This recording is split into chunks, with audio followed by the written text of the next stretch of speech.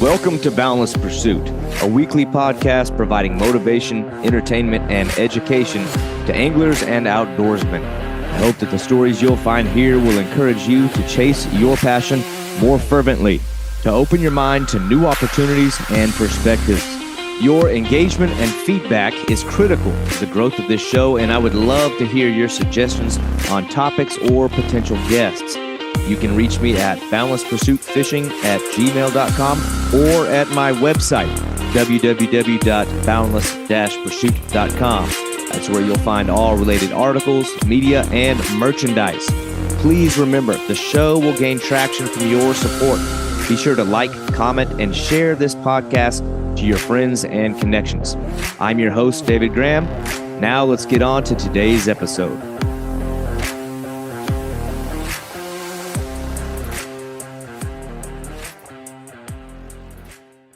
Today, I'm being joined by my buddy, Drew Price out of Vermont. And Drew is a well-versed angler and guide in the varied pursuits of different species of fish in and around Lake Champlain. He was the first to ever complete Vermont's Master Angler program, and he's just a true multi-species angler. But he's taken his passion for different species beyond his own enjoyment, advocating and even guiding for lesser known or lesser desired species. Enough so that his talents have attracted the attention of various big name anglers, including a visit from Jeremy Wade and the River Monsters crew. And Drew has been promoting lesser desired or known species for decades, back when there were only a few ears listening. But today, he's generally in the mix of the conversation with the growing popularity of gar, carp, bowfin, suckers, and others that are in that category. And while Drew is well-versed in a lot of different species, this conversation went very heavy on our mutual interest in bowfin. And when you get two diehard bowfin enthusiasts, that's really just hard to avoid. I really enjoyed this conversation.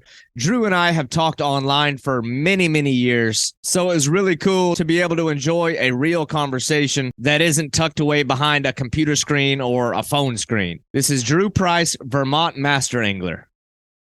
Yeah, so, that makes sense.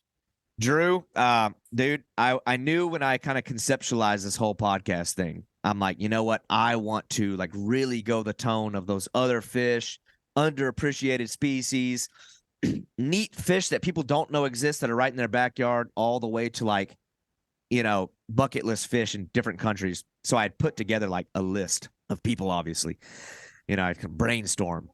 And you were obviously like on the top of the list. Granted, you aren't the first person I reached out to. Yeah. I kind of knew that you were like, I mean, me and you have been talking for, man, 10, 12 years plus. Yeah, something like that. Yeah. You more so than probably most anybody that I know. I don't know, man. You like articulate a message of appreciation for the fish in your backyard, the different kinds of like a variety of fish. And so I knew that I wanted to like build up a little bit of a base of listeners and then hit them with that kind of voice because there's so much value in it.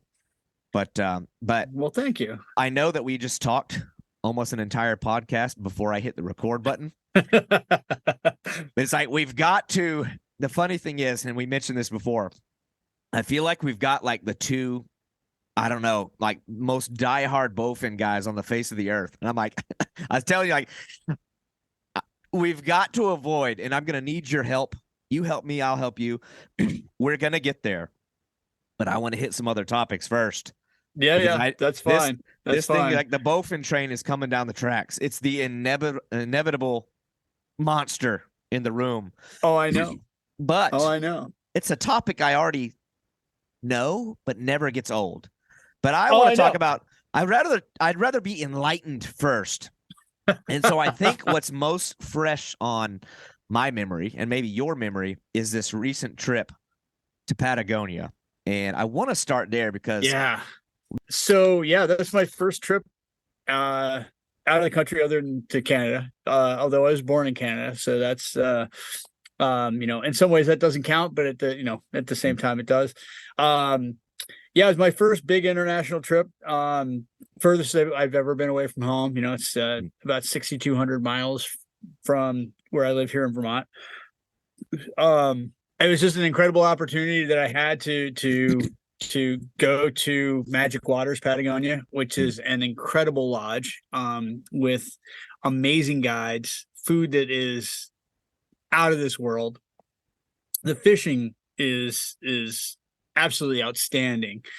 And just the whole experience was, like I've been back now almost 2 weeks, and like I'm still kind of like processing it, and I'm still a little bit at a loss for words about how incredible it is. I mean, like after I got picked up at the airport in the Balmaceda, and I was with a couple other guys that were staying at the lodge, and we're heading down the road, about a 45-minute drive from this tiny little airport.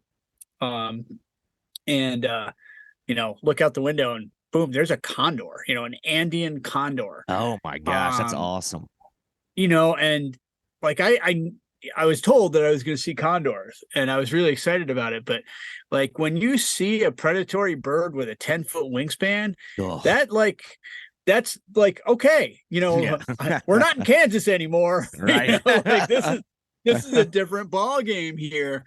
And, to be in such a different environment that has such dramatic changes, the ecoclines there, the change between one ecosystem and another is like, it's incredibly abrupt. I mean, you go from like a dry desert, and you pretty much like turn a corner on a road and you're in a temperate rainforest, just the amount of different ecosystems, and like walking along a river in this it's basically a desert area, and all of a sudden you're going through this forest and the stunted trees, and there's like a Spanish moss kind of thing hanging off the trees, and like I just I went from fishing dry flies to trout to like I feel like I'm gonna have to dodge orcs in Middle Earth, like it's just amazing and incredible people. The warmth of the people that were at the Chilean people, and especially the people at the lodge. Eduardo has really built something really special there. I was at one of the 3 lodges that Magic Waters has, and I'm really looking forward to get back to go to the other 2. But incredible to see this, these trout fisheries that are, I mean, they're world class. Like I fished some spring creeks in the States. I fished spring creeks in Pennsylvania, and a couple other places. And those spring creeks are a different ballgame. Here in the States, spring creeks are known for big wily trout that require like really light tippet, like 7X tippet. So, like 1.4 or 1.8 pound test, like tiny stuff, tiny flies, and I'm fishing with this guy Guillermo.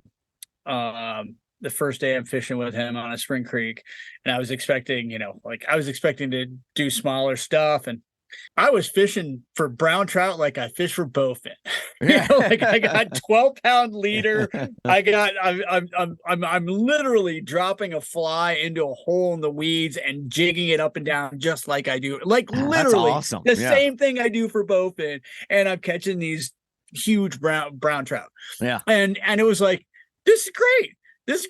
Like I'm falling in the mud, and like, the second day I was with Guillermo, I ended up like totally falling in the river, like filling my waders because I didn't listen to him. I was like, Guillermo, I can make it across the river, because I had this beautiful brown, like jumps a couple of times and it goes around a stick, and I was like, I got to get this thing off, and I was like, Guillermo, I think I can make it across the river, and he's just like, don't do it. I was like, I think I can do it. What is this local though? Yeah. He's like, don't do it. And I took a step, and I was like, whoa, and whoosh, I filled my waders. And like landed the trout. I still managed to land the trout. And I ended up having to, they had to bring me dry clothes from the lodge and a new pair of waders. So I ended up like buck naked next to a river in Chile for half an hour. Americans, like all the same, laughing about it the whole time. It was great. Like like I did a total dumb move and I paid the price for it, but laughed about it the entire Yeah. time. Right. Well, I love to bring these topics up of people making such trips because I get, as much as I'm interested in the fish itself, I have this like very like special interest in knowing like where people's minds are at. Because I understand you've been a lifelong angler. I mean, you've been fishing forever.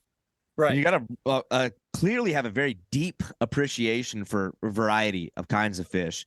Yep. But it's only recently that you decided to kind of like, I don't know, venture off and do something, I don't know, out of the norm. I don't even know if I call it out of the norm, but like certainly out of your comfort of your backyard. So I like to know people's like thought process, like why, I guess your why, like what led you to get to a point where you said, you know what, I think I want to do this. Like why there, why now? Those kinds of things always interest me. So there's a few answers to that. And they're a little interrelated. So there's a lot to unpack there.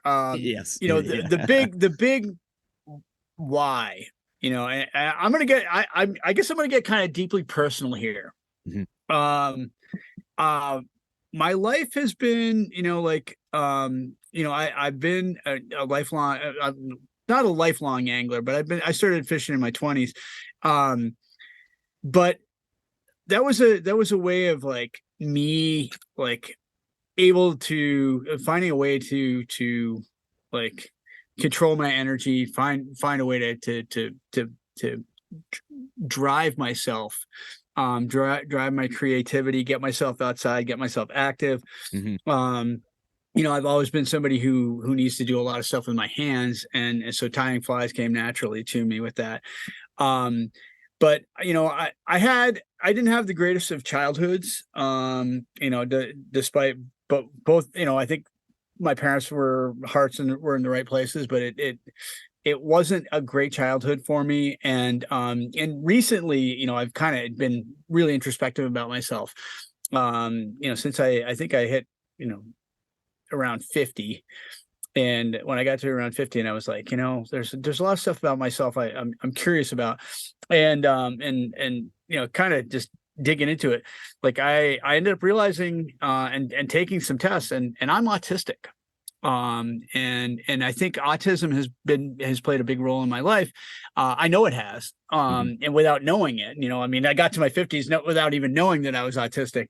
A couple of people pointed out some stuff that made me think about it, and now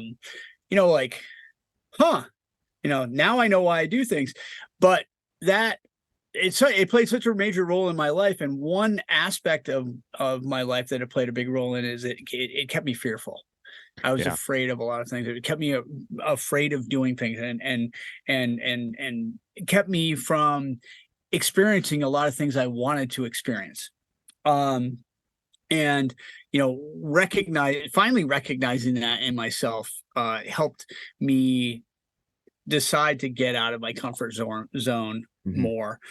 And also, like developing a stronger sense of self-worth as far as working goes.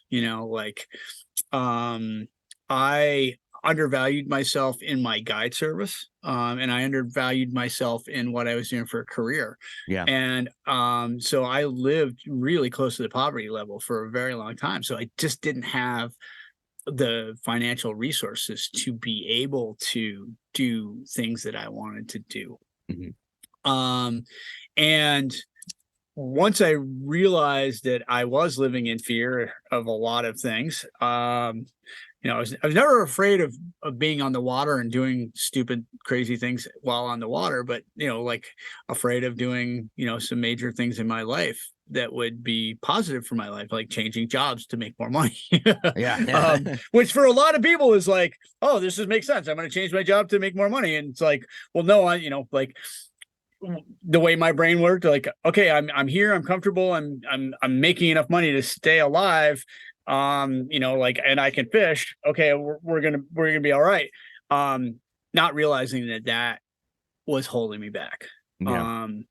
So that's kind of a real big admission for, a lot of people that I don't know or now know something really deeply personal about me. But that's, if you want the reality of why I'm starting to do these things and travel and exploring things that I've never been able to do before, it's, that I have been really introspective about who I am and what I'm capable of doing. And when I got my boat and I got my captain's license, I gave myself one hell of a good raise too,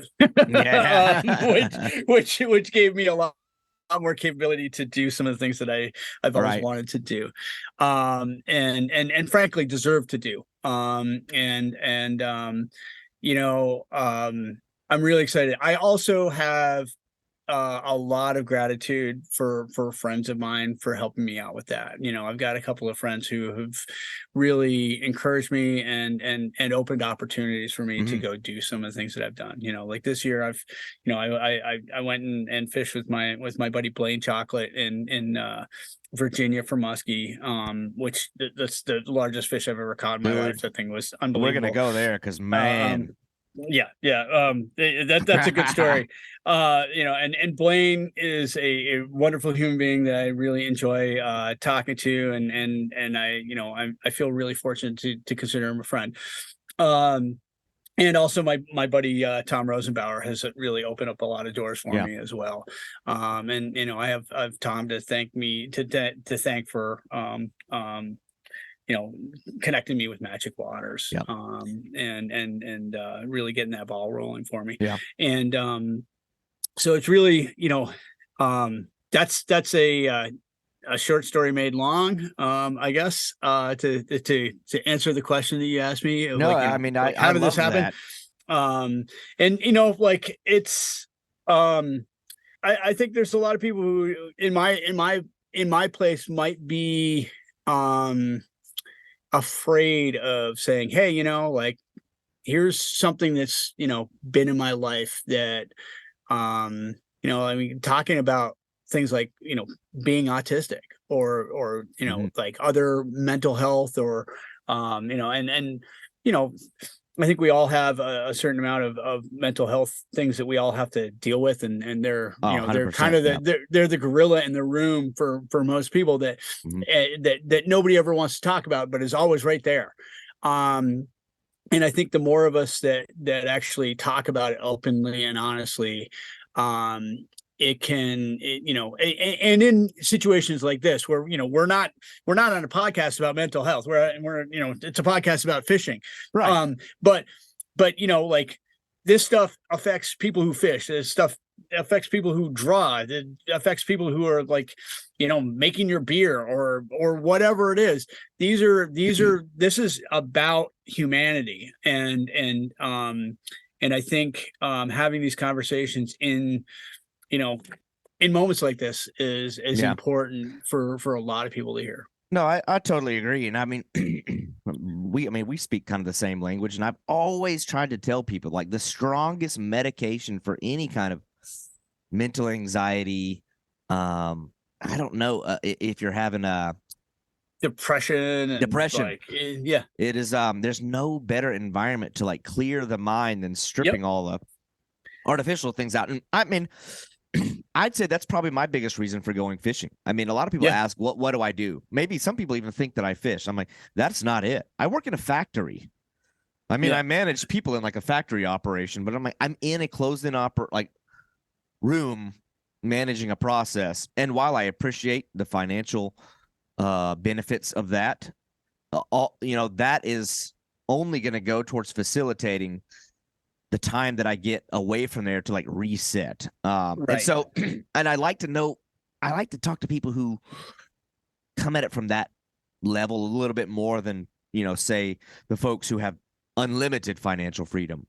Right. Now, there's no knock on that. I love stories of people who have unlimited financial freedom because, something that they entrepreneurship, things like that. If they started small and got there, but it really speaks to, I read between the lines a lot. I think I look into things when people are talking, and you'll find the great irony of this whole thing, me hosting a podcast, is that in my personal life, I'm extremely introverted.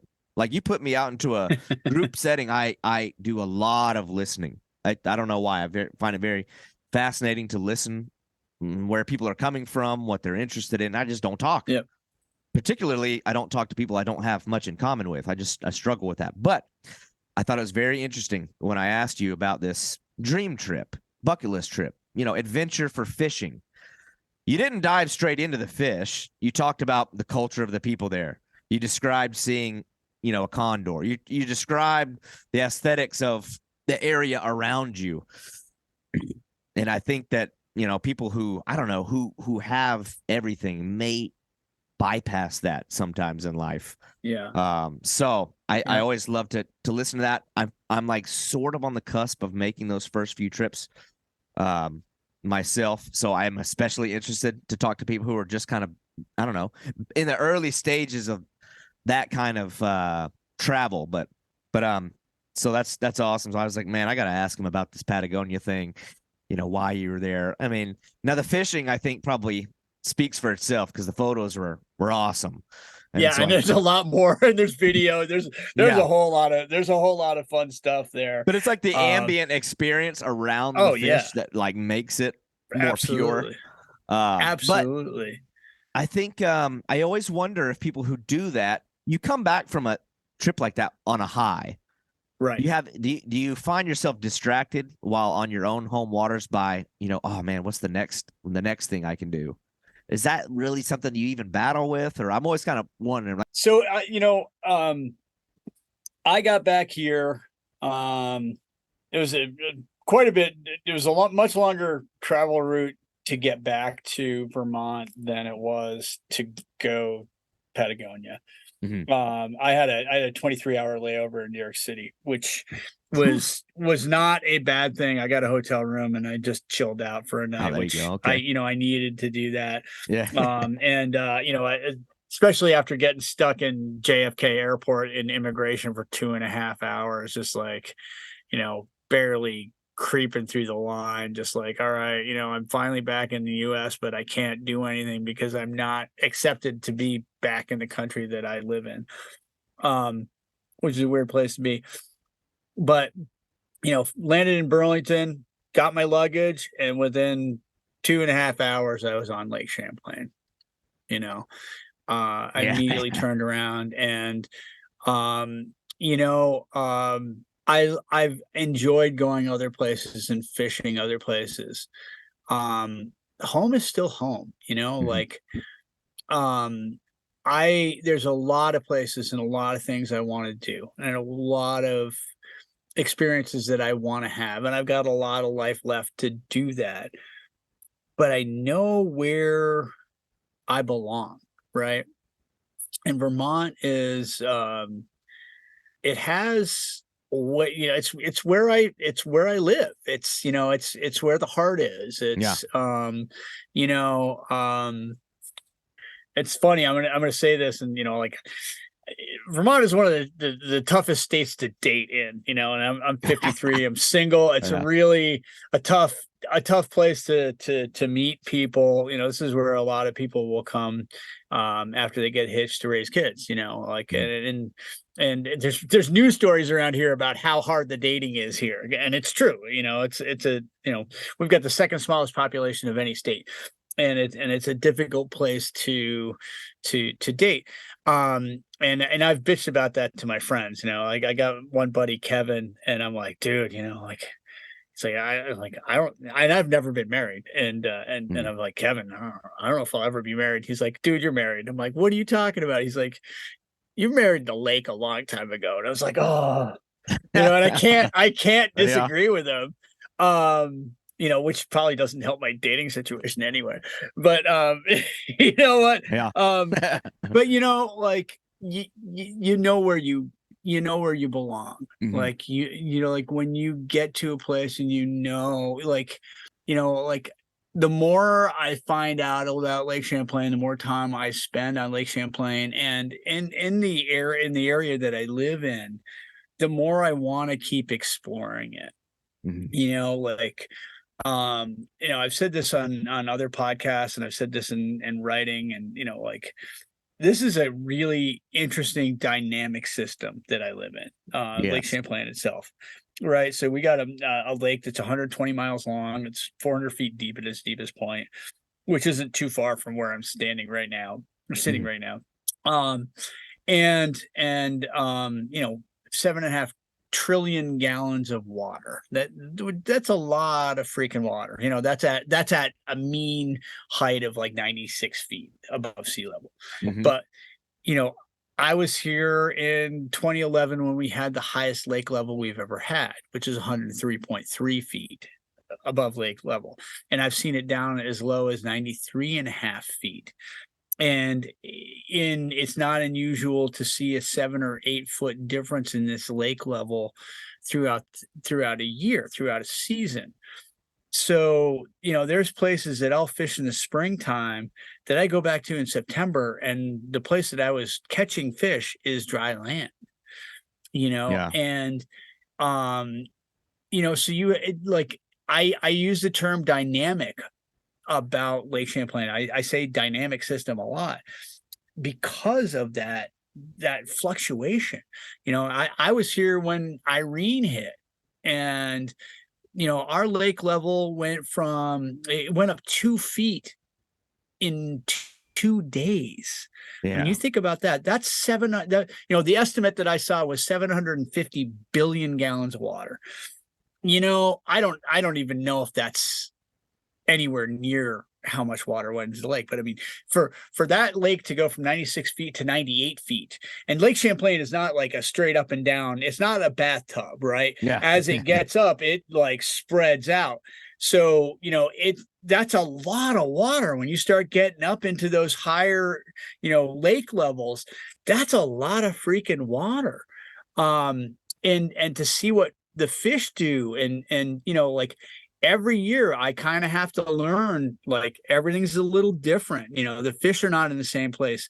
I've been fishing lake trout in a spot near here all spring, and it's a place that like, last year I was going out and I could easily get a dozen Lakers in an afternoon, in a couple hours. And this year I was struggling to get a couple. And just few days ago, I talked to my buddy Rob Thorne, who's one of the best charter captains on the lake. He's like, that whole shoreline, hardly catching fish on it this year. Like, oh, okay, so it wasn't just me, Yeah. So making those connections with other anglers, even though I'm a fly fishing guy, and I fly fish this lake more than anything, I still have friends who are, conventional tackle guys, and I like to talk to those guys because they have a different perspective, and they give me different ideas, and I can give them different ideas, and it's a way to bounce thoughts and to learn things. Yeah. And I think it's very easy as anglers to get stuck in a specific raceway. Okay, I'm a fly fisherman, so I'm gonna do this, and I'm guys who are using bait are bad because they're killing fish, and or blah blah blah blah blah. um I think we all bring something to the table.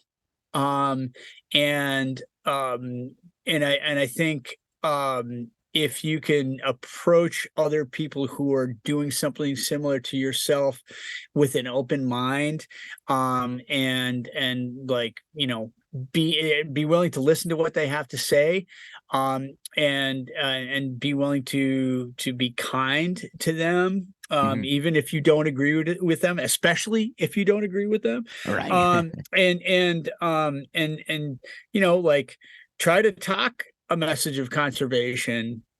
And like, when you treat somebody kindly, they're going to be much more receptive to what you have to say than if Mhm. you're like, yo, you're a jerk because you're fishing worms to catch trout. Well, Yeah. like, maybe that's what they grew up doing, and maybe they're having a good time doing it, and maybe they do their best to release fish, and maybe they don't know that like, mortality rate with trout on and live bait is really high. So is, like maybe they're not aware. And, talking to them and treating them as human beings is going to get you a lot further than, 100%. It is interesting how tribal, and I guess this is Oh, yeah. all areas of life, but how tribal people get with fishing, especially. I mean, you're right. People kind of like pigeonhole themselves in. I don't know if it's that they're trying to add, like, bestow value upon what they've accomplished in some weird way. Yeah. Like my way is the best way, Yeah. or what. But it is interesting to see people who come from that angle, because you have those categories of anglers, and no way is really the right way. I have No. all the respect in the world for people who've dedicated their entire lives to becoming the best at one fish. A lot of people have become rich by doing that. It's not for me, but I know that some of those guys have, like, I don't know, they've dialed in a one type of fishing to such a scientific degree that I have no, like, choice but to be impressed by that dedication. Just the same, though, and I want to kind of dig into origins here a little bit, and we don't have to go back to when you were in diapers, but I definitely want to go back to when I think we Who first says I'm not in encountered- diapers now? Yeah. When Kidding. one Depends. thing with you that I love is you've definitely, I don't know, you've stayed very consistent on a certain message and a certain tone of conservation and appreciation for other fish. And I love that because I speak the same language. And I went to Facebook and I was like, man, when did we first start talking? And I think it was around 2011, 2012. I saw where I had written on your wall, like, commending you on an article that I'd come across. It was on, like, that DP on the fly.blogspot site that you had. And I'm like, awesome. Because that was during a time, it was back when finding another person that enjoyed gar, or especially bowfin, was just like, it was like, you get so excited when you found someone else, because the community was it was so tiny. Oh, yes, it was so little. And it was like, and that was back whenever there was, like, the Gar Anglers Sporting Society and Bowfin Anglers Group. Yeah. And that was like our refuge, you know what I mean? I put up a picture on my Instagram a couple months ago. And it really gets back to, like, where did the fishing bug happen for me? And it's funny, there's, like, this book from the 1960s from Better Homes and Garden. I could go grab it from my shelf right now. It's called Fish and Fishing. And it's like this, it's a classic, and it's all like that old 60s style book, and everybody's wearing plaid, flannel, and like the whole family's in the red and black plaid flannel, and and it's just great. There's some great, like, paintings in there, but like the picture I put up was the picture that, like, really just got it for me. It was just like, I want to do this. Mm-hmm. And it was this picture of this guy with the gaff in the mouth of this fish, holding it up, and it's lying on its side. And there's another guy with a steel rod, and it's doubled over, and he's wearing a pith hat. And, they're all sweating, and this fish is in the mud on the side of the river. And, and I couldn't tell what it was at that. It's just a massive fish, probably 6-7 feet long. You probably already know what it is. Yeah, I know the picture you're talking about. Yeah. It's it's these two guys with an alligator gar, but that just sparked something in me. There's all these other great pictures of it. There's a great image of or painting of a lake trout with the guy on the shore of Lake Superior, trying to bring in this lake trout, and it's wrapped all around, and that's fun. And the muskie, with the daredevil in its mouth going through the weeds. There was all these great pictures, but the one that always sat with me was, like, what is this fish? This thing is crazy looking. It's huge. It's got these big scales. It's got these monstrous teeth. I want to know what that thing's all about. And there was, there's images of bowfin in there, and and when I first started fishing in college, I started off with typical stuff, fishing smallmouth bass. And I went to SUNY Plattsburgh, and we had Saranac River right behind the dorms. And, I fished soft plastics, just chucking these big, lead-headed jigs with a little swim bait on them, the old style plastic swim bait, the little paddle tail things. And you just smash these like 18 to 22 inch smallmouth left and right, bam, bam, bam. And you're like, oh, this is fun. I'm out in my Tevas and banging up my feet in the rocks and falling in the river and just like having a great time. And like, but I remember going out a couple of times with friends down to the lake. And this is like in the early, like probably 1990, 91. And I'll never forget the first time like we encountered bowfin.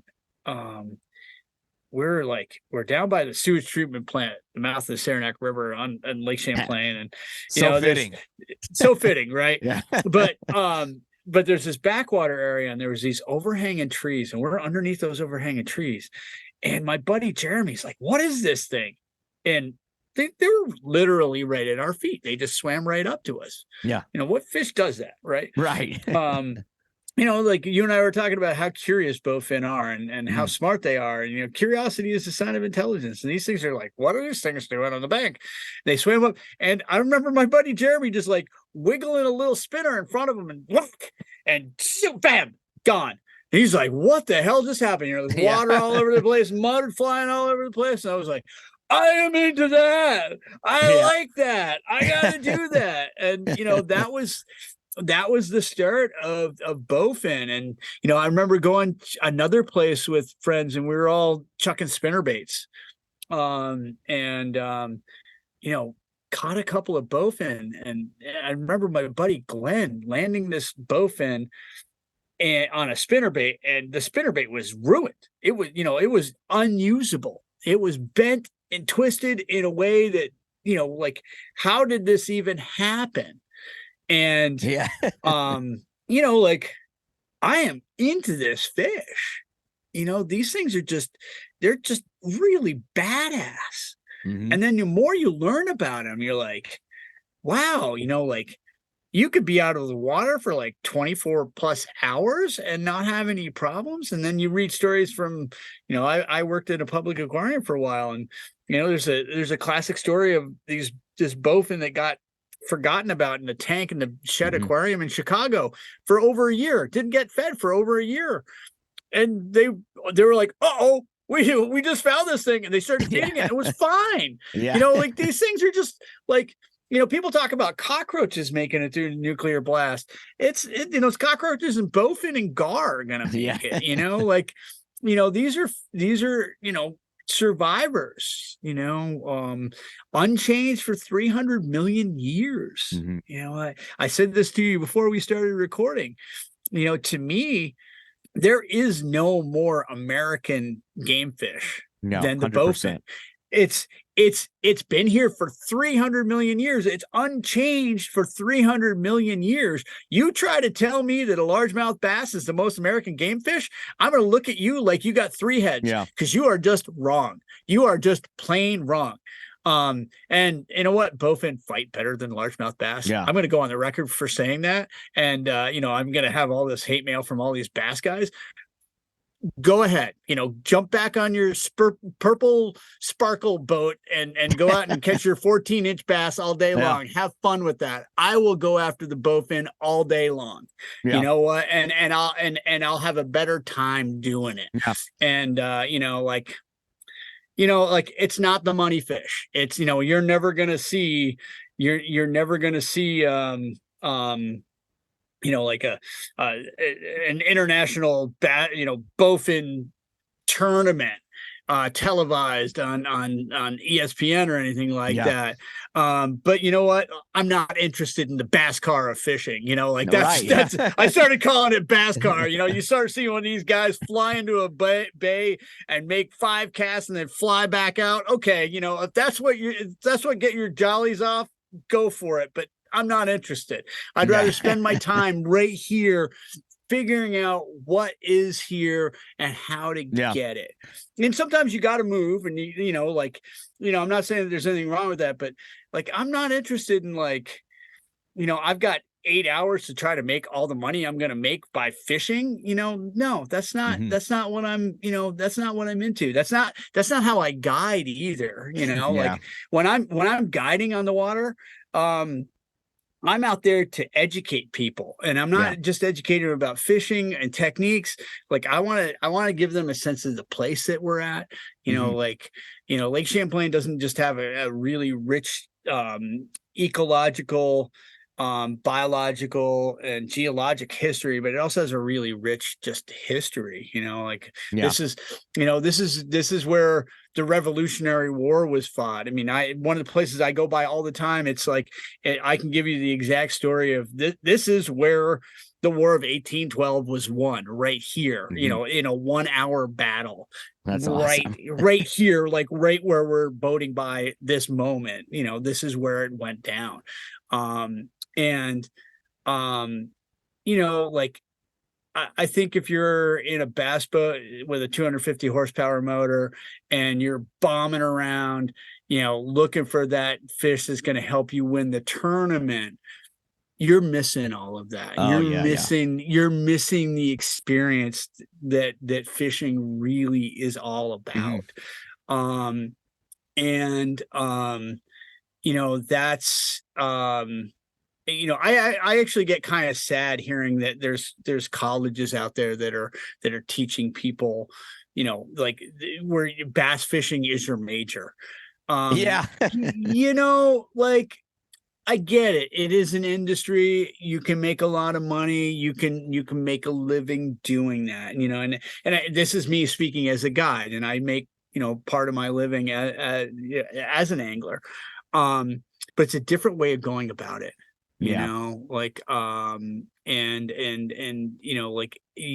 you miss out on the details. I think if you're flying around at 60 miles an hour on the Mhm. lake, you're missing the bird that's sitting on the bank. You're missing the bowfin male guarding its babies. You're Yeah. missing these gar that are spawning. You're missing all of these really cool things that you could be experiencing. Yeah. But instead of like racing around, this is a way, I see angling as a way of kind of getting away from modern society, getting away from everything and being able to focus on something, that, being immersed in an environment rather Yeah. than being, like, oh, I got 4 hours to catch that 5-pound bass so that I can place in the tournament, so that I can put all of these bass from all the different segments of the lake into one little bay.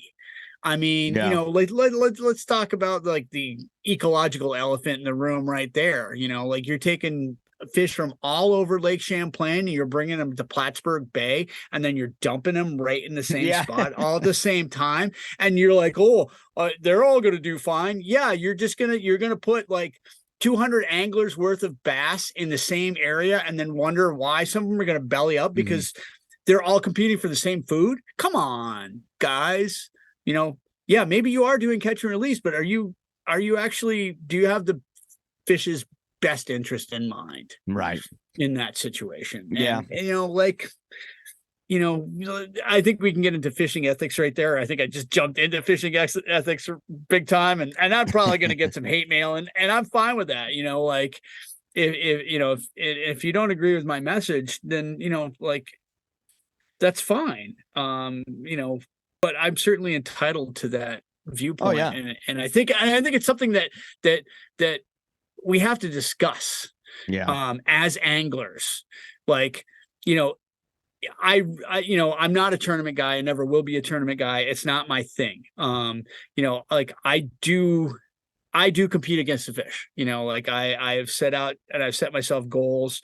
The Vermont Master Angler Program was something I set out to finish. Mm. And so far I'm the only person who's done that. Yeah. Um, and but that was me against the fish. That's not me against a bunch of other people. I've tried tournaments and I get really anxious that I need to, Yeah. I need to show, I need to be, whatever I need to be. I think there's Um, I think there's just like inherent characteristics that like people are geared certain ways, and I think some people, and it's just not for me. And to talk briefly about, like, I don't know, college bass fishing teams. It's sort of like those, I mean, they're kids. I don't know. I always try to look at, I don't know if there's a positive to take from it. It's not all of them. I think they'll dip their toe in that world and then they'll find their own path. Some of them may stick to the competitive side of it. Yeah. Somebody like me, I think some people are just naturally need to feel like they're deeply interested in, like, in-depth problem solving, and like they're very competitive in everything they do.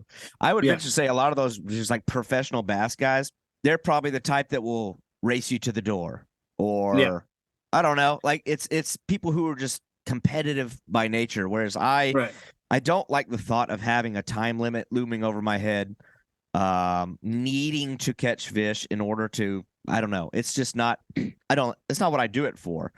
But, exactly. And for me, like something like a bowfin is not, it is somewhat of a problem solving thing, but I always viewed like bowfin as more like it's not so much something I need to outwit as it's like the opportunity to encounter something really unique. Because I like that you brought up, and I'm backtracking just a little bit because I like wrote things down, but you talked about, from like a patriotic tone, how American is a fish like that. But I think even more so than just the fact that they're prehistoric is, like, I think Americans were drawn to underdog stories.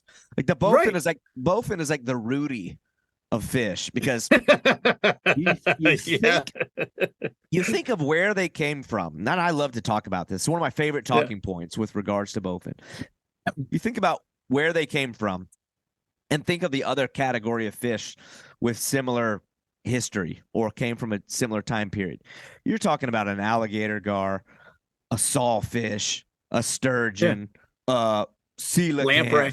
And lamprey is sort of in the category like more like a bowfin, but a lot of these fish bring like characteristics and hardware, like sheer brute size, massive teeth, armor-plated scales, something that made them like able to contend against those unimaginable creatures that used to live.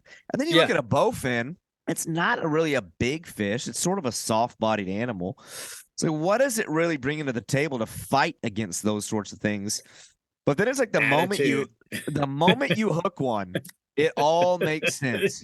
Like, Jesus, that will always be the fish that brings me back. Like, that will always be. I could catch them. That could be the only fish I catch for the rest of my life, because I'm yet to encounter something that seems so tranquil. And you can attest to this, as they're just, when they're navigating through the water on their own, or they're just in a state of suspended animation, or to your point, when they come up, and I've had it happen so many times where I do a lot of canoe fishing. I can't tell you how many times, and I know you've had this happen to you as well, where a bowfin will come to the canoe, put the little tendrils of their nostrils on the edge of the canoe, and like you're looking, and they're like looking at you, moving up and down. I'm like, this is, nothing else will do this. I'm like, eye to eye. They're looking you square in the eye. Yeah, but if they're a bit, I don't know of any fish that can instantaneously transition from like nice, peaceful tranquility or just downright being inanimate to complete and utter unimaginable chaos, like so abruptly that it will literally make an audible noise under the water. Like, the whoomp. I'm like, oh, that's my God. You're like, wow, it's like a sonic boom under the water. They grab and turn, and you're like, what just happened? Yeah. And I hear it when they miss. I hear it when they hit. It's insane. It's really, you're like, they are something. And like I've definitely, I've anchored my boat and just sat there and let them come to me. I mean, you've probably seen my technique or heard about my technique of drawing them in. I don't know if you've ever done that yourself. I don't think I'd want to do that down in Florida with all the alligators. Alligators, that's the problem. That's the problem. But here I don't have to worry about gators. And like, I'll tell you, man, like, it's intimidating when you see 6 or 8 bowfin come out of the weeds and they're circling your boat. you know, there, and I used to fish out of a canoe, you know, that a lot, I've done a lot of time in canoes. And when you're, you know, when you got like an eighth of an inch of fiberglass between you and that many bowfin, you're like, damn, man, I don't want to foam. You know, like, you know, I always, and I don't know anybody who would probably appreciate this more than you, but I don't know if you've looked at stuff in the fossil record about bowfin, because that's kind of fascinating to me. And, you know, we now have two species that we're aware of, right? Right, right. You've got Amia calva, which I've never caught. Mm-hmm. And up here we have the eye spot bowfin, the Amia silicata, right? Yeah, which is, you know, so they're different fish now. Or, well, there's a paper suggesting they should be made into two separate species. It's probably going to take a couple of years before it's completely accepted by science. But all the genetic and morphological data is all there, and it's, you know, it's pretty much just waiting for the signatures to dry on the paper, right? But you look back in the fossil record, there were bowfin that were 8 feet long. Yeah, I mean, that's terrifying. That is horrifying. Terrifying. I mean, and I love it. I mean, like, you know, like I've said to people, like, you know, if we had that bowfin in Lake Champlain right now, like, kids would be going missing routinely. You know, that is I think that's right up there with like a saltwater crocodile terrifying. Yeah. You know, I mean, like, genuinely, like, that's a horrific animal. You know, like people talk about how scary snakeheads are. Okay, well, you know, snakeheads can do some pretty gnarly things, but an 8-foot bowfin, that's horrifying. Yeah, I don't even want to know what that thing's capable of. If it's even like, if it is scale, I do want to know. Yeah, if it's to scale, like if it's the same degree of sheer ferocity just on a magnified scale, what a horrifying thought. Right. But right. I mean, I love it. And, you know, I absolutely love it. I mean, that's, you know, that's the kind of fish that's taking down small crocodiles or alligators or, you know, whatever. You know, and that's fun to think about, but, you know, looking at what we have for these two species of Amia, you know, like, what cool fish, what, you know, like, amazing to have fish that have survived as long as they have. Right. And, you know, overall, I would say they're doing, you know, generally pretty well as a species, or as two species. They're in, they're not really in a huge diversity of habitats. They're always in the similar types of habitats. Yeah. But in those habitats, they do really, really well. You know, I mean, they're perfectly suited for what they do. You know, it's like we were talking earlier. They, you know, if you've got something that works, why reinvent it? You know, you don't need to reinvent the wheel. Like, these guys, you know, there's a reason that alligators and crocodiles haven't really changed their form for millions and millions of years. It's the same thing with the bowfin. You know, like, those, you know, you look at a bowfin fossil from, you know, 300 million years ago, it's the same fish as what we got today. Yep. I think if you can look at it with that kind of appreciation, which I just don't understand people who don't. Right. Like, that's always been the thing for me.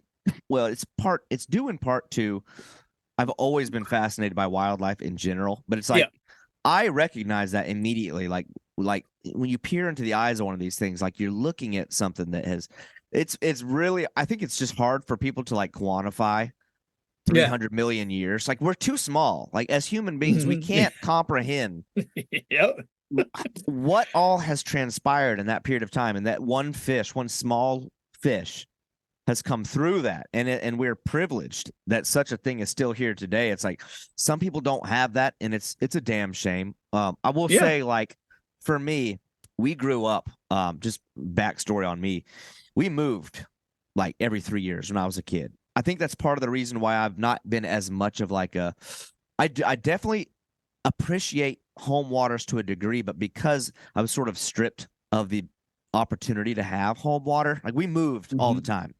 But I do have like homer fish, you know, fish that are near and dear. And I think because we grew up moving all the time, it sort of forced me into like a level of isolation. I just never had the opportunity to make lifelong friends. So, but and at the same time, I always loved isolation. I love being alone. It's so good for like my soul. And I got to witness the culture of bank fishermen stomping them, hating on them. And I don't know, man. It was like just a weird moment. And then I found the gas bag thing, and I probably pestered those guys on that bowfin anglers group so bad. I think it was like around 2002. I mean, I thought I knew it all too. I thought I knew everything about those fish. Had no idea. But but man, like to this day, like I'm going tomorrow for them. Haven't been out in a while, and it's like nothing. I mean, I catch a Goliath grouper, and it's cool, but nothing like speaks to me and like I don't know. It's like it grounds me as an angler. It's very important. The same way that people need to return to their home waters, I need to return to that one type of fish because But anyway, that's my bowfin tangent. I don't want to. I don't want to hijack the conversation, but it's like I get you, man. Like I feel you. I mean, like there is something, like I feel the same way about bowfin. I mean, like you see my logo, the logo for my business. Masterclass angling. Where's my decal? Oh. Yeah, I gotta send you some. I'll get your address at the end. Because I got you saw the cool new the blackout one that I did, the black on awesome. black. Yeah. I'll send you some. And like that. I think I really became pretty well known as an angler because of bowfin. I owe a lot to bowfin, and I think that they are probably one of the most fascinating fish out there. There's nothing else like them. I mean, they are similar to snakeheads, and they are similar to South American wolffish. They are similar to that's the thing. They're similar to. You take when you go catch a snakehead, you'll very quickly find, I mean, the habitat they live in, there's some parallels. The way they look, that's about it though. I don't feel like there's not a lot of other similarities. Well, I've kept snakeheads in aquariums, and so I know like they're different fish. They definitely behave differently, but like they're the honey badger of Lake Champlain. Do you remember the viral videos of the honey badger? Yeah, like like that's the way I look at bowfin. They just putting it bluntly, bowfin just don't give a shit. They're just gonna go out and do their thing. A male bowfin guarding fry is one of the most intimidating fish. That is a scary animal that would be very happy to go after a human being. They don't care. Yeah, that's an incredible thing. I have two stories for you there. So first is in 1929, New York State did a biological survey of the Champlain Valley, and bowfin are in there. And the biologists who wrote this actually said they were standing on the bank and bowfin launched themselves out of the water after them. Okay. And, you hear about that. And, I told that story to the guys who were doing, to the producer of River Monsters when they came up and they filmed with me. And it's kind of a fun anecdote. But there's that part of you that's like, yeah, right, that doesn't really happen. Last year I was out with a long-term client of mine, Richard Hart, who's obsessed with bowfin, snakeheads, and all sorts of weird fish like we are. And we were in this backwater, and there was this male bowfin guarding his fry. So I am in a 15-foot towee. Rich is a big guy. He's like 6'3", up in the front of my boat. He's a big, huge dude in the front. And this bowfin, which was like 22 inches, launches itself out of the water at my 15-foot boat. Wow. Yeah. Right. This is like the aquatic equivalent of like red-winged blackbirds going after a bald eagle, or like a clownfish pushing away a shark. This is, like these things are they're badass. They are Yeah. truly badass animals. Well, when we get off this call, you'll have to check your phone. You may have seen this one. I just sent you one of my all-time favorite videos. I've seen 2 different videos of that behavior. Well, now 3 different videos. I saw one of a guy in a kayak, and it launches out at him in the kayak. But this is one of my favorite ones. It's somebody just standing, I don't know, presumably on the shore, maybe waiting, and you can see the fry coming up. Like, you can see him kind of pull it. Yep. And then you just see a dorsal. It's very ominous and scary when you watch the video. Yeah. This bowfin in this video I sent you launches itself, mouth agape, at the camera person over and over and over. Nice. You're gonna love it. It's really cool. I'm psyched to check that out. But it's just a wild animal that's willing to do that kind of stuff. Probably one of the best parents. I guess the only difference there is, I don't know, you talk about the parallels with the snakeheads, because the snakeheads are similar. The only difference is that the male and the female will guard the fry probably as aggressively. But it's also another thing is, like, I've been fortunate enough to chase and catch bowfin in 7 different states. So I've gotten to, like, observe them in a lot of various different locations. Not in Vermont yet. Not in Vermont, but I would love to do that. It was the only place I've ever observed bowfin. I'd always maintain that they're kind of a short range predator. Like, you have to, like, a small strike radius, like, I don't know, a body length striking. Big difference with the snakeheads. The snakeheads, same way. I feel like they detect vibration and they rely upon that very similarly to the way bowfin do. But a snakehead, what's so fascinating about them is they'll torpedo across from 10, 15 feet away. Yeah.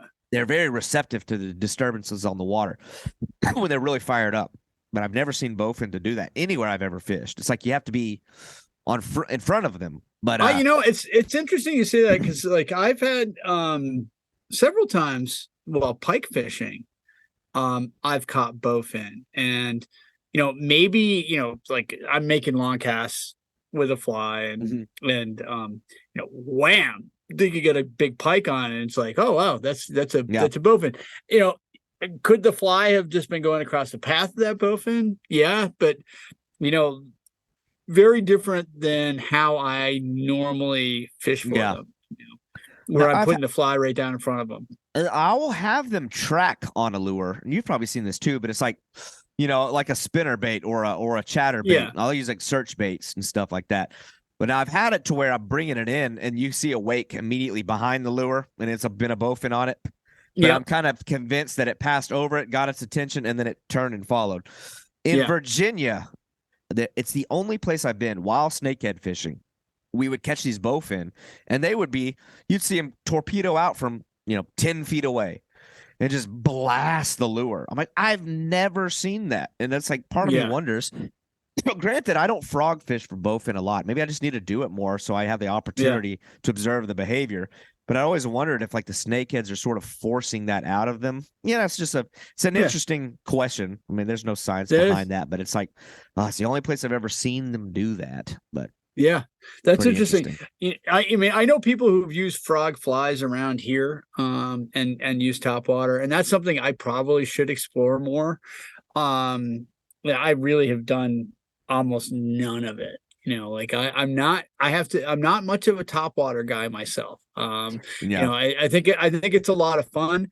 And I'm trying to get into it more, but like, with bowfin, like, the hunting aspect and the, like, the way I do it, the technique, I just think it's so much fun, like, and it's up close and personal, and the fights are just, there's something about, like, you hook a bowfin at rod length, and like, it's ugly, it's a bare knuckle barroom brawl that is anybody's fight, like, last summer I broke off some bowfin. I had 16-pound fluorocarbon on there, and like, 16-pound fluorocarbon doesn't break easily. Right. I went to 20-pound, and I was, like, that was more, I was able to land more fish that way.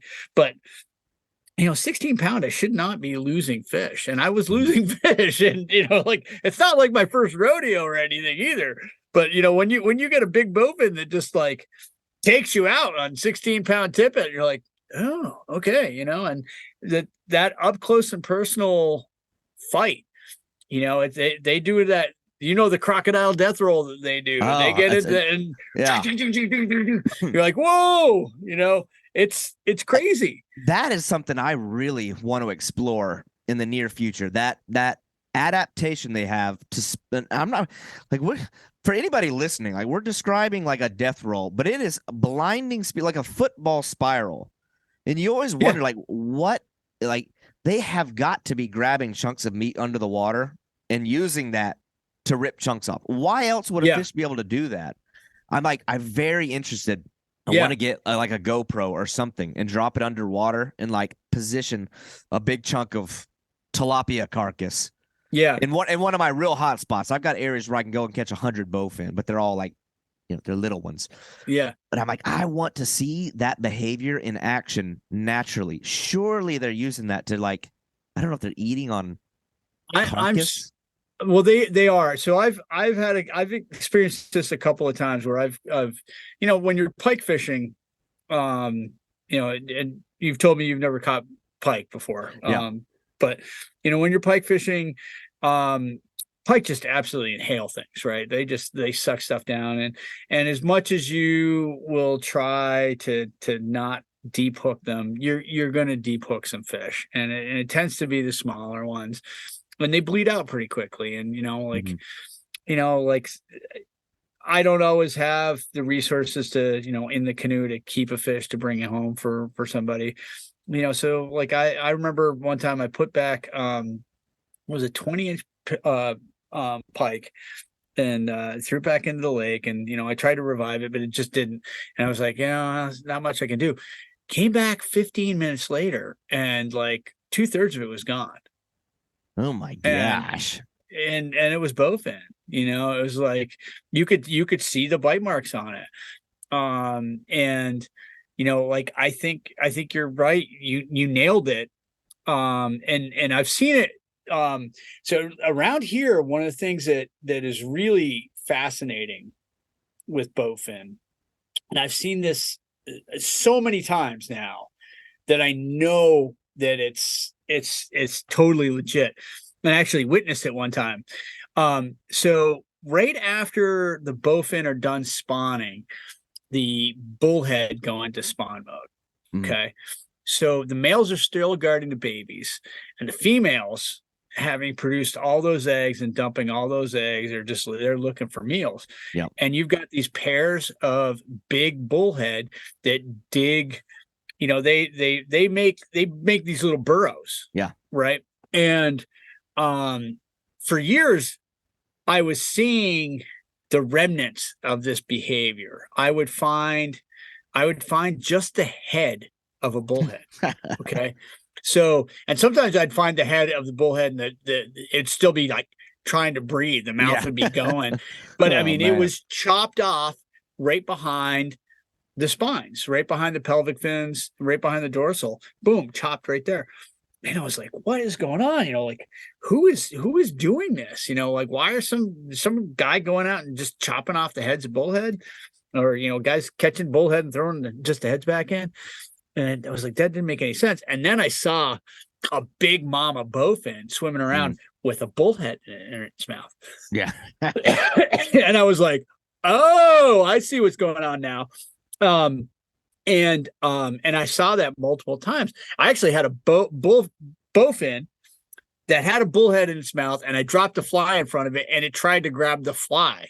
You know, like, you know, that says something about, you know, the appetite and the aggressiveness and the curiosity of those fish. You know, I think half the time when they bite something, they're not necessarily trying to bite it. They're trying to like figure out what it is. And you know, it's a curiosity factor for them. They're just like, what is it? And they don't have hands to grab it, so they just bite it with their mouth.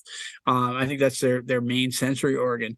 But I actually witnessed from my canoe a bowfin going after a bullhead, you know, like after many years of being in these same environments, you know, like how does this all go down? And I actually watched it go down. That's cool. And, you know, and it grabbed it, they grab it and they try to turn it so it's tail first. I mean, this is intelligent behavior, right? Yeah. They know that they can't swallow it head first because they can't get it in their mouth because of those spines, but they know to grab it and then swallow it tail first, and then they get in there, and that's when they start doing the roll to get their teeth to tear through the body of that catfish to be able to swallow that, because that's a big meal, right? Yeah.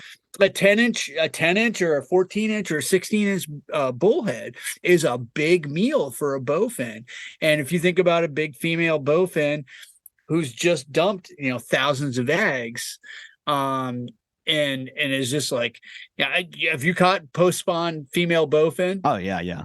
And they're super, super skinny. I know, and that's so frustrating because some of the longest ones I've ever caught were post-spawn. I'm like, damn it. Because actually, it's funny because for years, up until this year, I'd never caught one in the teens. I mean, I've caught so many 10, 12 pounders. Could never do it. And I finally, because there were always post-spawn females. Yeah. I started focusing a lot more in the last, I'd say 2 years on fishing for them in deep water, like 15 feet of water. And then I started catching, like, I don't know, it seemed like more females in deeper water, but anyway, yeah. Interesting. To continue that, because I'd done the same thing. Like I would mostly only find the big females in shallow water, either while they're like preoccupied with spawn or post spawn. So I could never find the big thick ones. But I started fishing deeper water and getting a little bit of better luck. But I've definitely found big females in shallow water, and that might just be a factor of Lake Champlain and the environment that no, it's definitely not that they don't do it, but it was, I don't know. Yeah.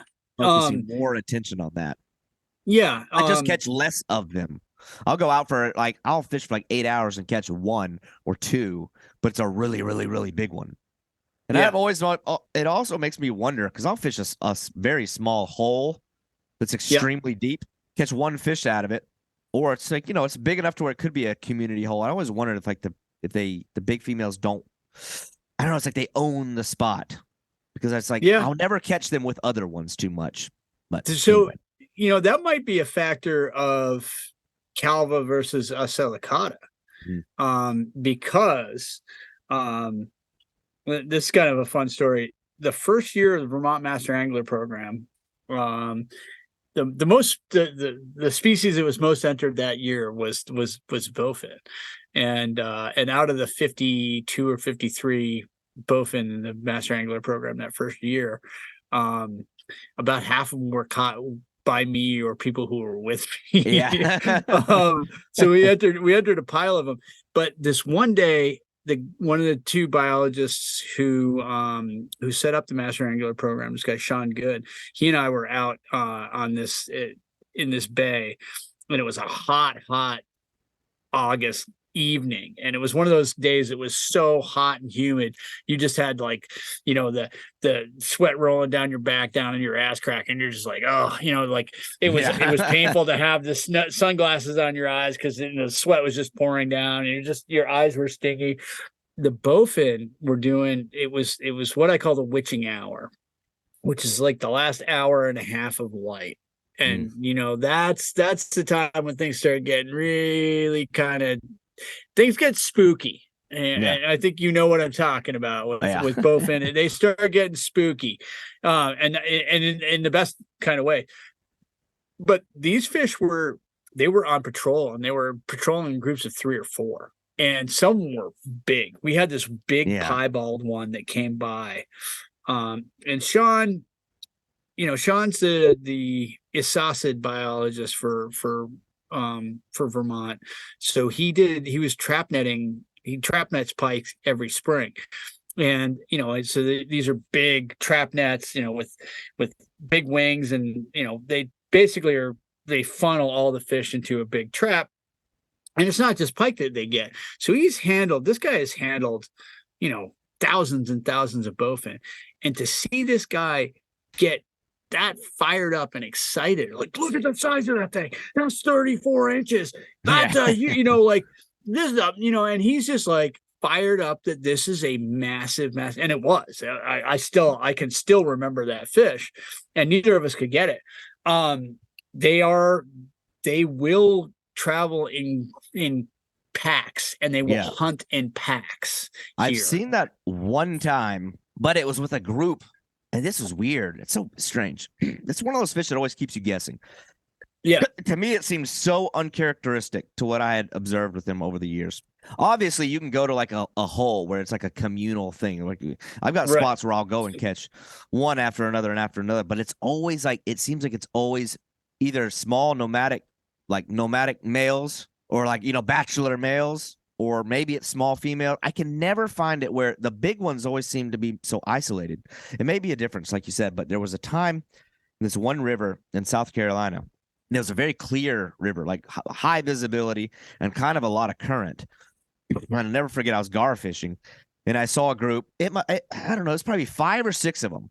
And it wasn't just that they're near each other. Like, it's probably what you're describing. I mean, they're swimming side by side. They were swimming down the shoreline together, and then they stopped, and like they would look in, and then they turn and keep going, and then stop and look in at the bank. I'm like, these things are working together. Like, they're hunting together. I was like, that's bizarre. Anyway, and terrifying. Yeah, it was weird. I tried to hook one. I think I dropped a bait in front of one of them and hooked it and got off and then spooked them. But for whatever reason, our big females down here, they just don't seem to like to be near each other. It's like they're much more spaced out. But that makes sense. And I think that there might, there could be territoriality in Calva. It doesn't seem to be like, I don't see them fight one another. Like I've sat there and observed them, and I've watched them cross paths with one another. When I do the splash bang, I'll have groups of them come in. I'll have them all. They'll converge from different locations, and they'll come in and they'll pass by each other. I've never seen them fight. Like I've never seen them like be aggressive with one another. I don't think I've ever seen that either. I've seen it kind of during the spawning season where they seem real beat up, but that's, a lot of fish do that. Yeah. But no, I've never seen that. I think one of the coolest things I've seen, I guess this goes back to the whole death rolling thing.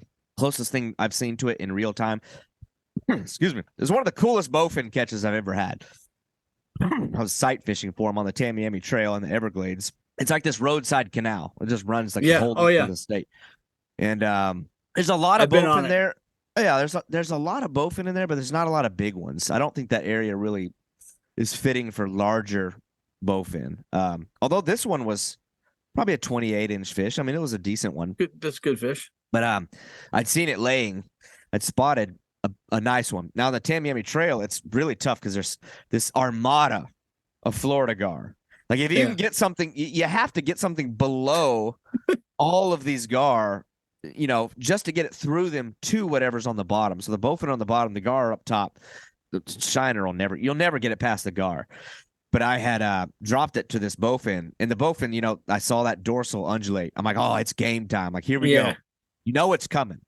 Yeah. But before it could get it, a Florida gar grabbed it and started carrying it away. This bowfin followed the Florida gar. It was chasing it around, and it finally it grabbed the shiner out of its mouth and whipped it out of its mouth. And then I hooked the bowfin and caught it. I'm like, this is awesome. It's awesome. It was nuts. It took it. Anyway, that's cool. I want to know, because man, the bowfin got us. It trapped us. Yeah, I knew that was going to happen. Yeah, I'm very interested though, because people, some people want to know, oh, that's cool. They fight hard, they get big, they excite you, but I'm not learning anything. I am curious though, like because you're way up there in Vermont. I'm way down here in Florida. It's two different kinds of fish, but they're sort of similar. Right. What is like if you're going to go out for a day of bowfin, I would say, I know seasonally it might change a little bit, but let's say during the peak time frame that you're sight fishing for them, like what are you looking for? Like what water features, and like what is like your search pattern when you're looking for these fish? Like, where do you go? Is there a certain type of weed or whatever, any of that stuff? Basically any shallow weedy area. I have found them over mucky bottoms where there's weeds. I've found them over hard bottoms where there's weeds. I think cattail edges, reed edges is always good. Shallow creeks, like lily beds, Mhm. um, you know, really shallow, warm water. I think if there's anything that's really in common with all of these places, it's a combination of weeds and kind of a darker bottom. And I think that darker bottom is what allows that water to warm up, Yeah. and makes it so much more suitable for bowfin. Yeah, I mean it's that combination of shallow water and weeds, I rarely find them around rocks. Rarely find them around rocks. Yeah, no. So I mean, Lake Champlain, with Lake Champlain, it's we have these large wetland areas, and it's really that wetland kind of area. A lot of it's going to depend on the time of year too. Like in the springtime, like right now, we were talking about the dynamic system that Lake Champlain is. Right now, when things are kind of flooded, I'll be up in the trees. Yeah. I mean, it's like flooded forest Amazon kind of stuff. That's cool. What one of my best friends, my buddy Kevin, I mentioned earlier, first time I fished with him, I was guiding him, and it was for bowfin, and we'd had a really, really rainy summer. So the water was up at over 98 feet, and in August, and it was in those trees. So we actually had a canopy on those trees, and we were in like a flooded forest hunting bowfin in the trees. And the first one he hooked, I'll never forget this. This is great. That thing he hooks it, and it goes around one small swamp maple, circles and figure eights around another one, and jumps in the air and breaks the 20-pound test. It sounded like a 22 going off. Bang! Yeah. And he turns and looks at me, and I was like, "That's a bowfin." He's like, "I gotta do that again." Yeah. I was like, yes, you do.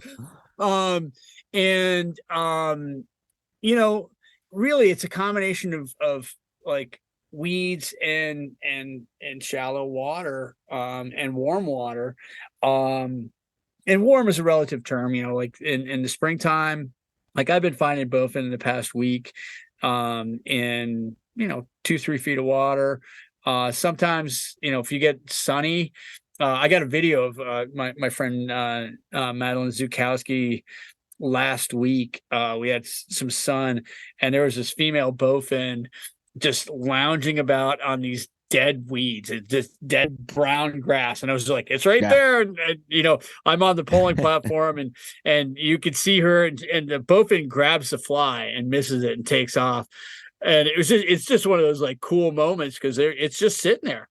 I've been in the springtime when the water's just starting to warm up. I've been waiting in some of these same areas, and you can walk up to a bowfin and pretty much like touch it. Like they're just sitting there like getting a sunbath. It's all the big females. And I don't recommend putting your fingers anywhere near their head in those situations. So if you ever do that, don't fingers in bowfin mouth is just not a good combination. Yeah. If you like your fingers, that is. It's funny though. I don't know if you ever see this too, but I think I see it a lot on the Tamiami Trail. That's one thing I'm very envious of, the water that you have. And I fished similar waters in like South Carolina. We had some options where you really had a real chance at doing a lot of sight fishing for them. Here, there's so much black water. It's very hard to like find areas to do it. Tamiami Trail, you can it's just kind of a cheap environment though. But you have a chance to just walk parallel to the canal and pick the one you want to catch.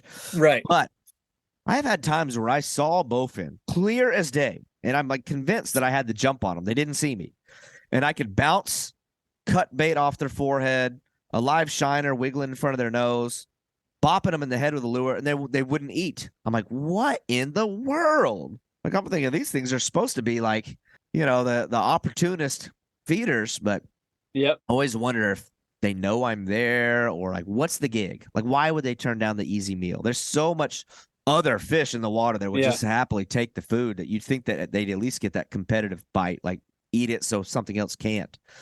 But there's definitely times where I've observed that. I'm like, what is the difference today? Yeah. Why is this thing not eating?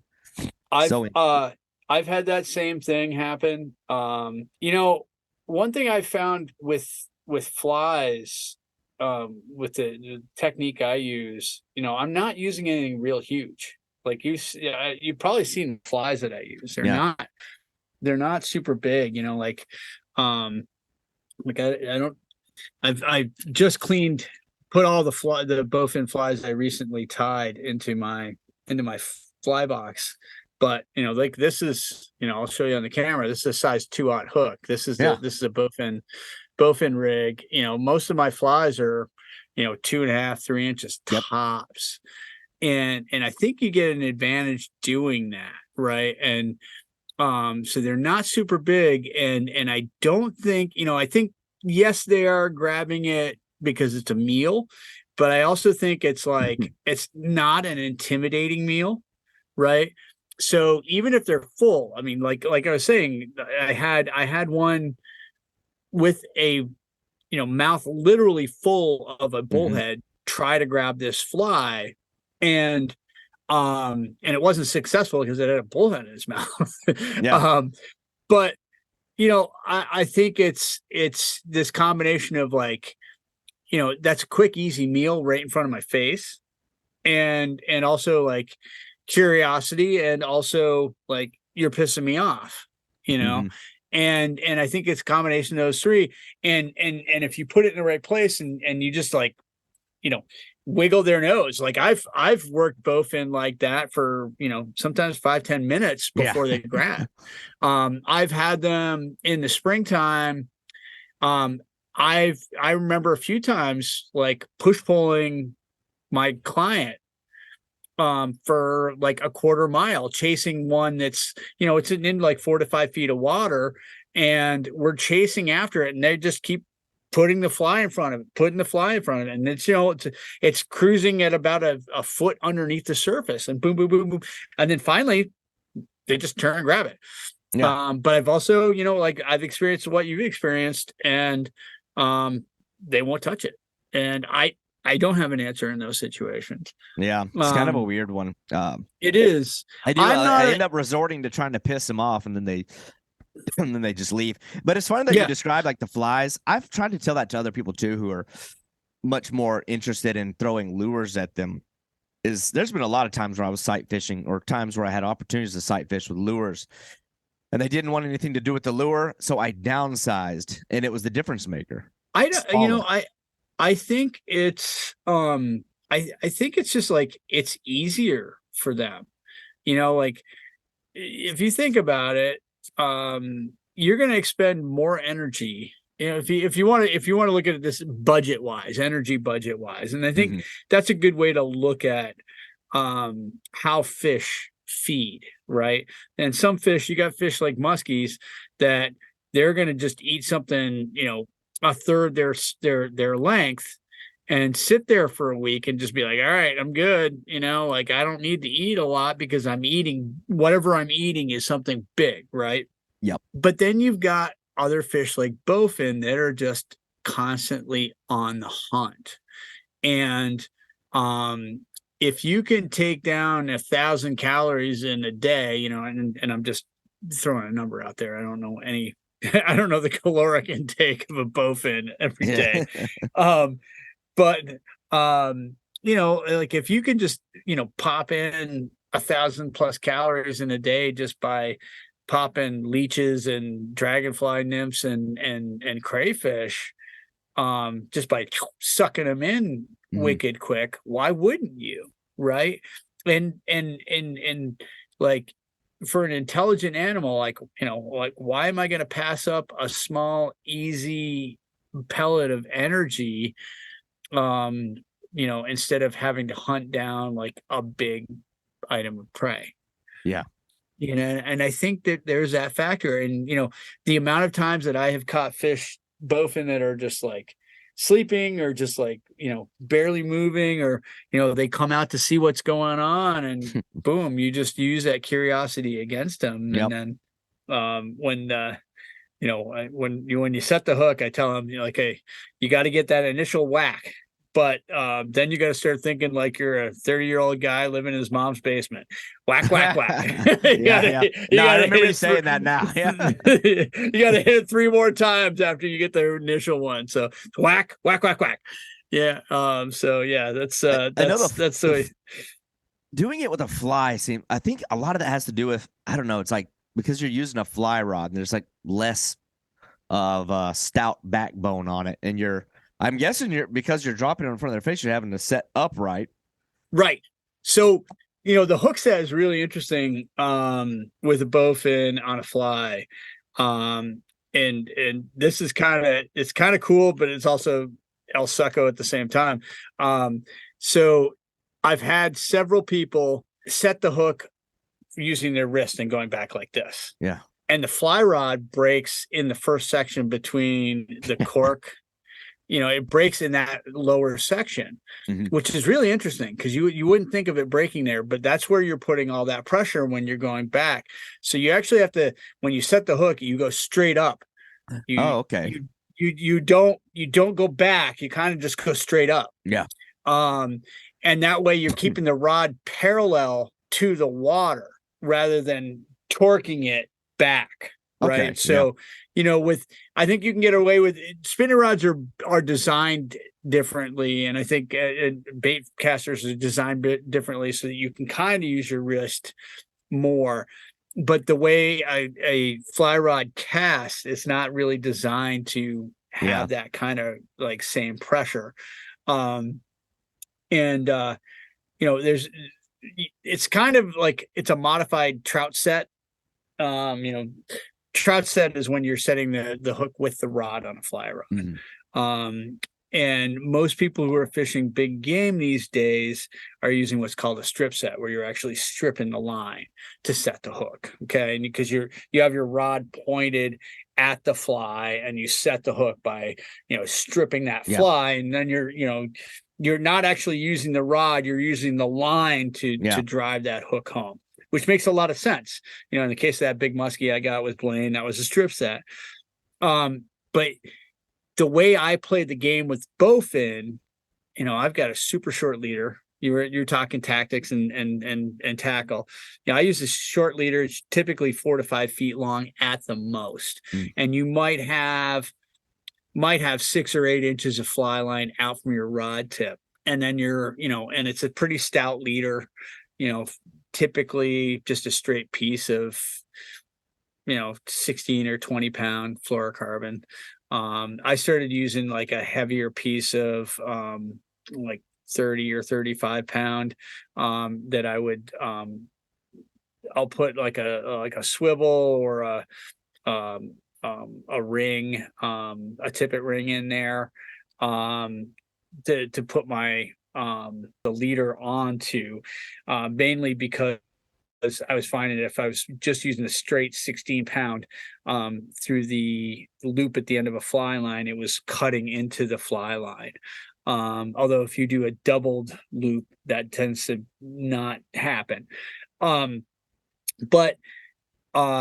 This just straights the fly. My flies are really heavy. I mean, you just saw that blank. I call them blanks before I tie on them.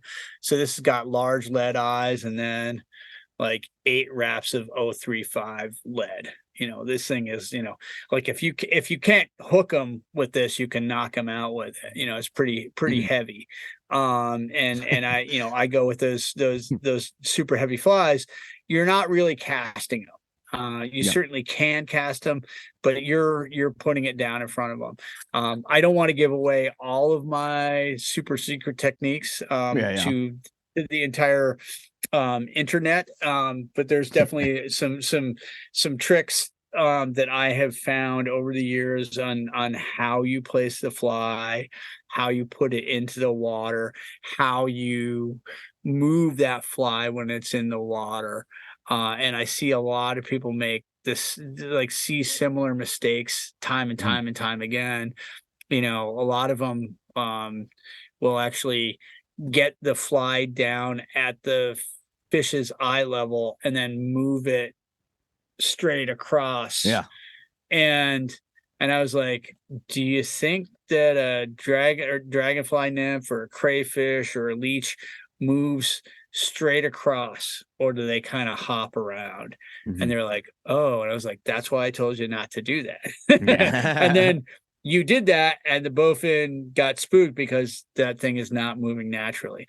If you're moving a fly naturally in front of a bowfin, I've had it, I've worked bowfin 5-10 minutes before they grabbed, and they don't spook. Sometimes they won't spook. They'll just kind of like, okay, I'm, I don't know what's going on here, but I don't want us to hang out anymore. And they just kind of saunter off. Yeah. And I'm sure you've seen that too. Oh yeah.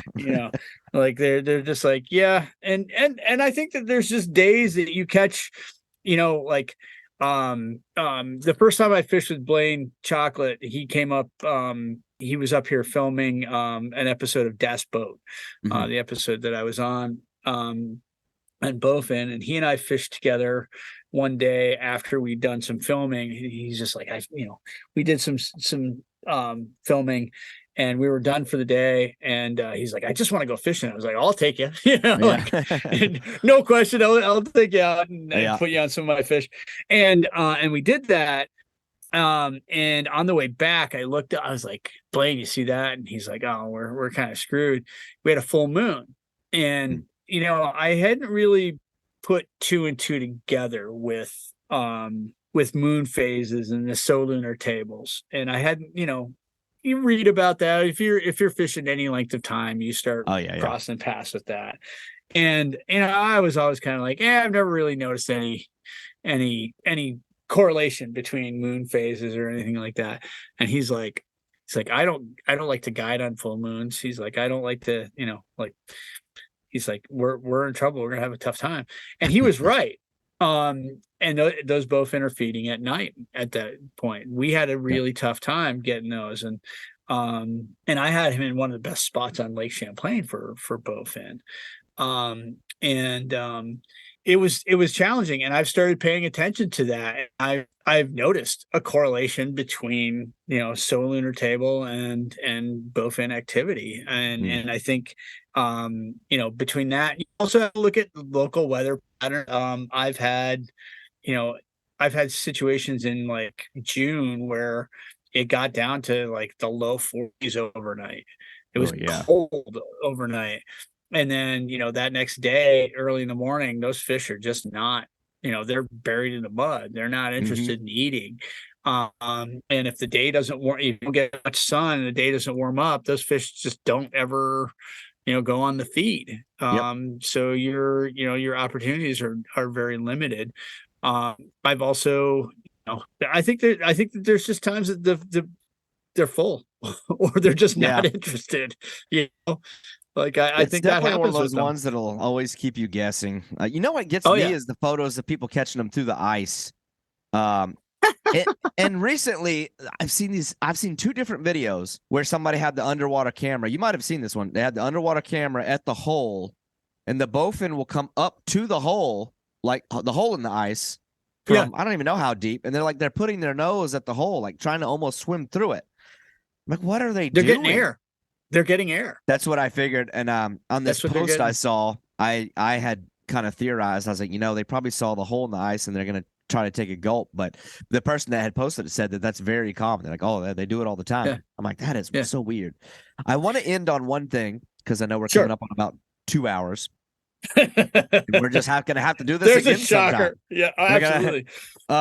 You mentioned earlier that you owe a lot to bowfin, and I think on the flip side of that, a fish like that owes a lot to you because you've taken a very active stewardship. It's one thing to enjoy the fish. Thank you. For yourself, or enjoy them and share them in echo chambers and bowfin groups, but to go a step further and to seize upon opportunities to show them in something like Meat Eater or on podcasts or on River Monsters.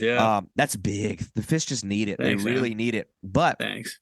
It's also that it's become part of your business to a degree. I mean, you're getting clients who are paying you for an experience. And just this like shift in the paradigm that I think both of us have witnessed, where not that long ago they were the scorn of society, but we're sort of getting into a day and age where you're seeing them on a Meat Eater, you're seeing them on bigger platforms. Are you getting people that are specifically reaching out and saying, "I want to come catch like this fish"? Like, is that like what? I mean, all the time. For the past 10 years. I mean, that's that's been a big part of my guide service. That's one of the reasons I have that as a logo. That's, people come to me for bowfin and they want to, that's probably one of the most commonly asked for species. I really do think that bow fishing is having an impact on the larger bowfin. The conservation message, stop shooting native fish with arrows. That's all I'm going to say. Don't be a dumbass and stop shooting fish with arrows. Just stop. Just stop. The photo of the world record is pretty astonishing. You don't know how tall the guy is. I've never seen it. Oh, I can send it to you. The guy is he's about as like 80s as they come. Like I don't know. He's mullet. He's got one of those like foam trucker hats that sits high on your head, nice. Elmer Fudd, and he's holding it. This thing's head is at his waistline, and its tail is dragging the ground.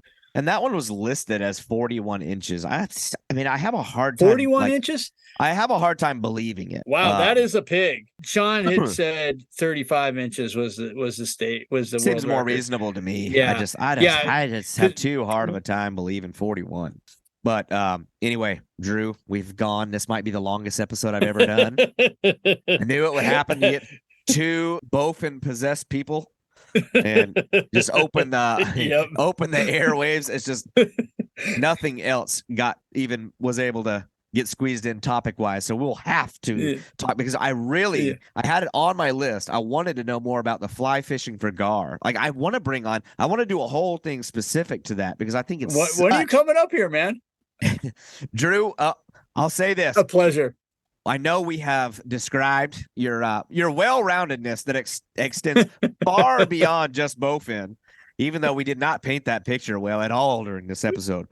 But I would urge people who are listening, if you've endured over 2 hours of us talking, to go and check out Drew's pages or primary page, just to see some of the fish you're catching.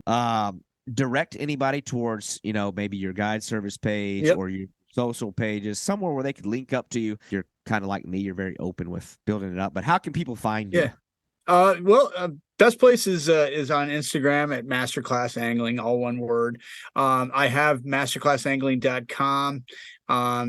My website is in dire need of an upgrade, and I got to get on that.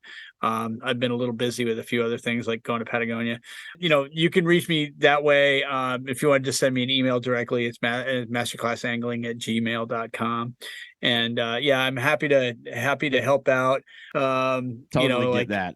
I'll give you a lot of advice on what gear you need, and I'm happy to show you my flies, and hopefully at some point fly company will pick up my fly patterns. I got some that are interested. But yes, thank you for having me on too. Been a pleasure. Looking forward to one of these days we'll get together. I got to come down there. I really want to do. I'd like to get an Amy Calva, but I'd really like to do that juvenile Goliath grouper and the mangroves deal that you do. That's a blast. Just like anyway, Drew. All right, we'll have to do this again. Touch on some other subjects, but we'll have to do the no bowfin episode. Right. Yeah. We'll have to put some kind of wager on it. Every time somebody says that they owe the other person $1. Oh, be bankrupt by the end of the conversation. Oh yeah. Yeah. With you and I, it's gonna be a problem. Yeah. The best kind of problem. Oh man. Well, all right, awesome. dude. Well, we'll be in touch. Thank you so much. Yep. Look forward to it, man. Thank you for listening to the Boundless Pursuit podcast. If you enjoyed this show, your feedback, comments, and reviews are very important to me. Also, this podcast is just one element to a much bigger content outlet. I urge you to head over to www.haverodswilltravel.com, where you'll find audio, visual, and written editorial content. That is 3 dimensions of awesome fishing content brought to you by a very dynamic team of anglers. I hope that you'll tune in next week as we continue to build this program and have interesting and skilled anglers each Thursday. Thank you for listening.